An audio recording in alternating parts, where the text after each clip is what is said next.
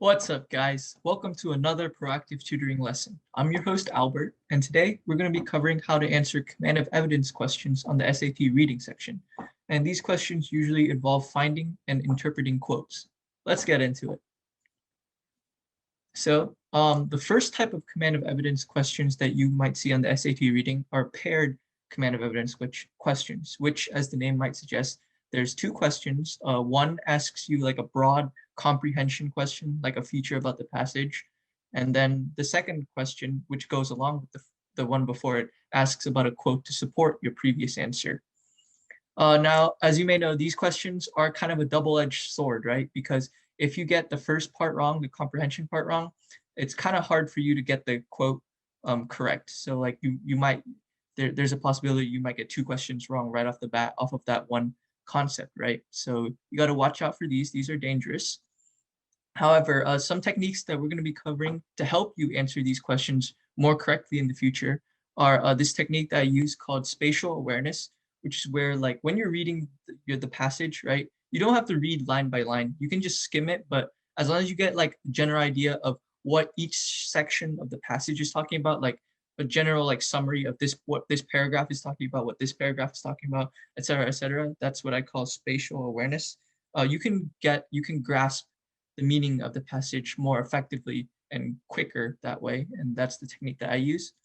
And another way of thinking about how to solve these is that, remember, these two questions, right, they work together, right? They're kind of paired because they both cover the same concepts. So the quote to support your previous answer should match like the answer. So when you're when you're trying to solve these questions, right, try and also keep in mind that like try and find like similarities between the first question and the second question, like the quotes talk about similar things. I'll show you an example.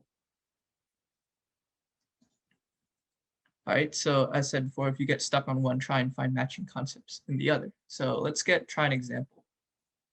So as usual, I encourage you guys to pause the video, try and solve this on your own at first, and in a few minutes, I'll solve it with you. All right, I assume you guys have paused the video, answered the question, so let's review this. So question 14, the first part says, the central idea of the fourth paragraph, lines 35 to 57, so this blurb right here, is that A, European countries excel in public transportation, B, some public transportation systems are superior to travel by private automobile, C, Americans should mimic foreign public transportation systems, or D, much international public transportation is engineered for passengers to work on. Okay, so when you're reading through this, right, using the spatial awareness technique that I used, right, when I was reading through, I noticed that this section right here, so around 35 to 37, it establishes like the thesis of this thing. It's saying public transportation can be better in some ways to private automobile, right? So that's this section. And then this whole section right here between lines, this middle section, it gives specific examples all around the world of public transportation, such as like trains and like compatible with Wi-Fi and buses, etc. So they're just giving examples to back up the main thesis statement. And then down here, it just gives like additional ways of transportation being more healthy and safe by applying like bicycles and mass transit that way, right? So that's like the general layover of that when I was skimming through. And so now we can better answer this question. So it's asking the central idea of the fourth paragraph is that A, European countries excel at public transportation. So the first answer choice doesn't really match here because while they did mention some stuff about like from Spain to Sweden and stuff, that's not really like their main point, their overarching point, because they also gave examples all around the world of excellent public transportation. So it's not only in Europe. So we can eliminate answer choice A.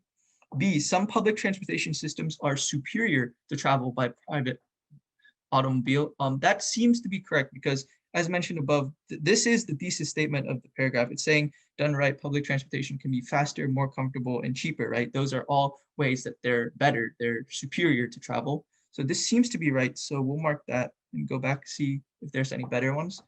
C, Americans should mimic foreign public transportation systems when possible. This passage doesn't really say anything about like Americans should do something. It doesn't provide like a call to action per se. So C isn't really the best answer choice right here. And D, much international public transportation is engineered for passengers to work while on board. So while they did provide some stuff about like productivity, like in the Spain to Sweden ones, not all of these public examples allow people to work on board, right? That's not the main claim of the passage. That's just a one specific example. So it's too narrow, and that's not the main idea. So D is also wrong. So using process of elimination, that leaves us with B as the best choice. Now, keep in mind that we also need to find supporting evidence to this question later on. So keep in mind the matching thing that I taught you guys earlier. So going off that, and choice 15 says, which choice provides the best evidence for the answer to the previous question? Line 35, it to this, so it doesn't have to be like this right here. This doesn't really say anything, right? That's just a statement. It doesn't have to be like this. That doesn't really prove anything, right? So I don't think answer choice A is the best evidence. Answer choice B, lines 35 and 37, done right, public transport can be faster, more comfortable, and cheaper than private automobile. That's basically what we were saying earlier, right? You see how answer choice B right here seems to match answer choice B right here? That's a good sign. Like usually 90%, 90 to 95% of the time, answer choices that match like that often indicate that they're correct. So we'll mark answer choice B and see if there's any better ones. Lines 37 to 40, in Shanghai, German made magnetic levitation trains skim over tracks at a third of the speed of sound. So they're just really fast trains, right? That's just an example, right? That's not really the best evidence to prove that some public transportation systems are superior to travel. That's just an example of a public transportation system, right? So C isn't really the best evidence. And 44 to 48 is saying from Spain to Sweden, Wi-Fi equipped high-speed trains seamlessly connect with highly ramified metro networks, allowing commuters to work, blah, blah, blah, blah, into capital cities. So similar to what we were talking about earlier in answer choice C, like answer choice D also provides like a specific example, right? But it's not an overarching evidence to support the main claim that public transportation is superior to private automobile in some ways, right? So C and D are both specific examples, but they're not the best evidence. So that leaves us with answer choice B again as the correct answer. So these two answers go in tandem with each other. Some public transportation systems are superior to travel by private automobile, and the best evidence that in the passage is that done right, public transport can be faster, more comfortable, and cheaper, which are all advantages. So these two are correct. Great job, guys. All right, let's try another one. So this one is a narrative fiction passage, but you still use the same concepts. So once again, please feel free to pause the video and I'll go over it with you in a bit. All right, I assume you guys have paused the video, I answered the question, and let's get into this. So in this passage, right, it's talking about a guy named Akira and a girl named Chi. I'm assuming it's a girl, and it's just saying like they just want to talk, right? So question 9 says, why does Akira say his meeting with Chi is a matter of urgency? Line 32, A, he fears his own parents will disapprove of Naomi. B, he worries that Naomi will reject him and marry someone else. C, he has been offered an attractive job in another country. Or D, he knows that she is unaware of his feelings for Naomi. So when reading this, right, using the technique of spatial awareness, I got like summary. Like this first part is just describing Chi and Akira like meeting. So this is just a physical description. It sets the scene per se, right? And then this section right here is the dialogue between the two, right? Is he saying like, I know this is like not a good time, but I mean, this is where I would approach you more properly, but I have like something coming up, right? So this just based on the spatial awareness, this seems to be what like question 9 is looking for, because this is where he's explaining why his meeting with Chi is a matter of urgency. And then this section right here is just Chi's response, right? So this middle section, based on the technique of spatial awareness, this section right here is what we need to key into. So he's saying in line 32, why does Akira say his meeting with Chi is a matter of urgency? So he says, Madam, forgive my disruption, but I've come with a matter of urgency. And when he is explaining that, he says, I don't want to trouble you. Normally, I would approach you more properly, but I've received word of a position, right? So he's saying that I've had an opportunity to go to America as a dentist for Seattle's Japanese community. So he's explaining why he's coming so urgently, right? So based on what we're saying from that, answer choice A doesn't really match what the passage is describing, because Akira doesn't even talk about his parents' stuff. So we can eliminate that. Answer choice B, he worries that Naomi will reject him and marry someone else, right? So we don't really get that from here because we don't get Naomi's response yet. It's just Akira and Chi, right? So this is incorrect. C, he has been offered an attractive job in another country. That seems to be kind of correct because he has an opportunity to go to America as a dentist for the Seattle's Japanese community, right? So this seems to be correct. And also keep in mind, we also have to find evidence later. So this might be the evidence. So we'll just mark that and see if there's a better answer. Or D, he knows that she is unaware of his feelings for Naomi. Once again, they don't really talk about Naomi, right? And he doesn't really know that she is unaware of that, right? He's just saying that he wants to talk. So answer choice D is not really the best answer choice.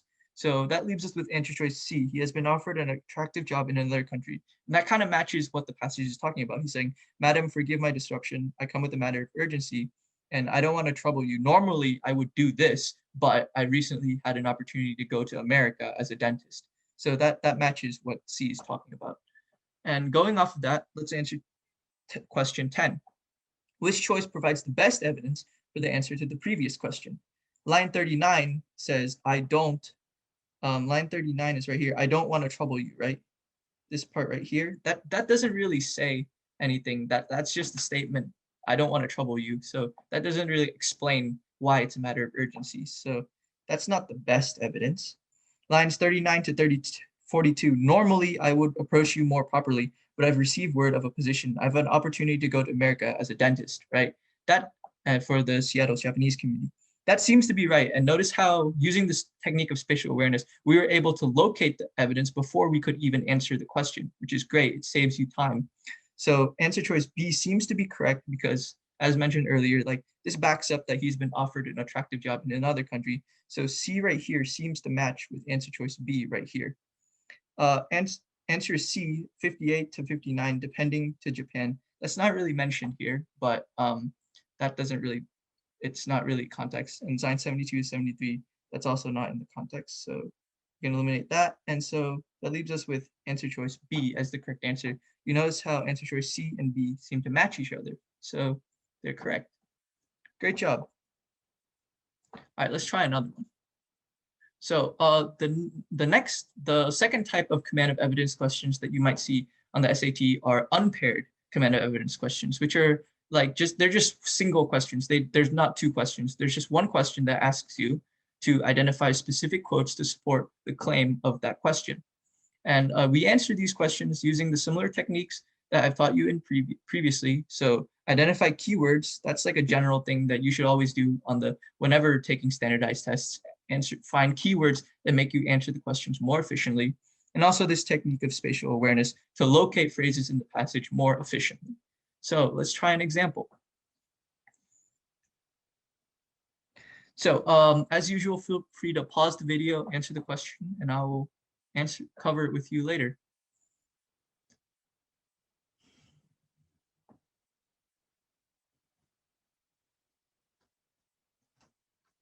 All right, I assume you guys have paused the video, finished answering the question, so let's get into it.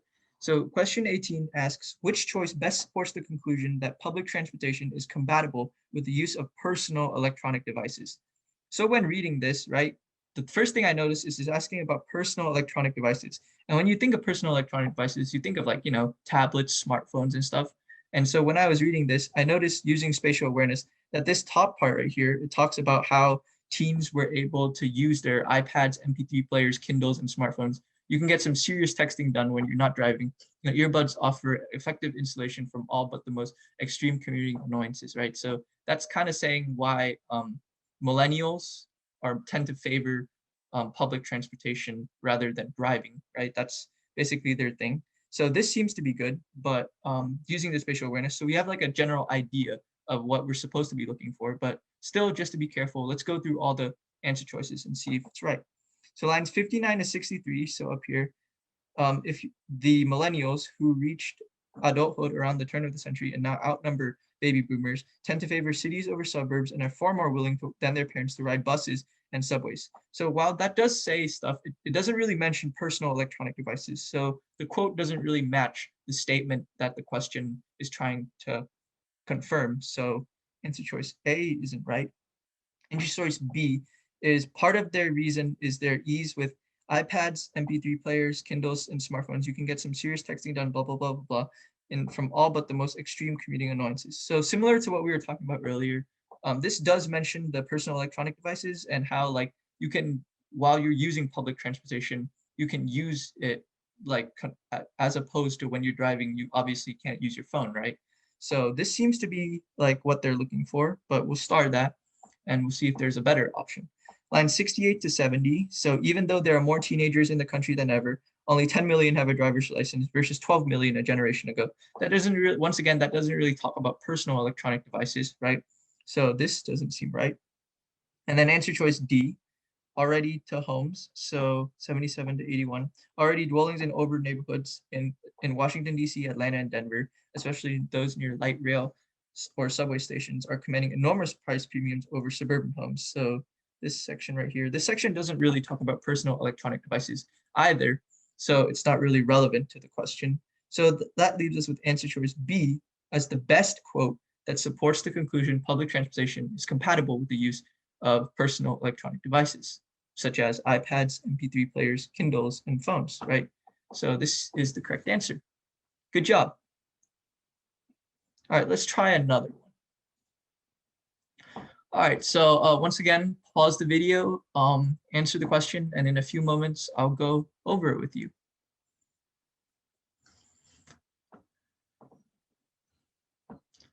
All right, so in question 9, it's saying which choice best supports the conclusion that Mr. Peters wants to attract attention.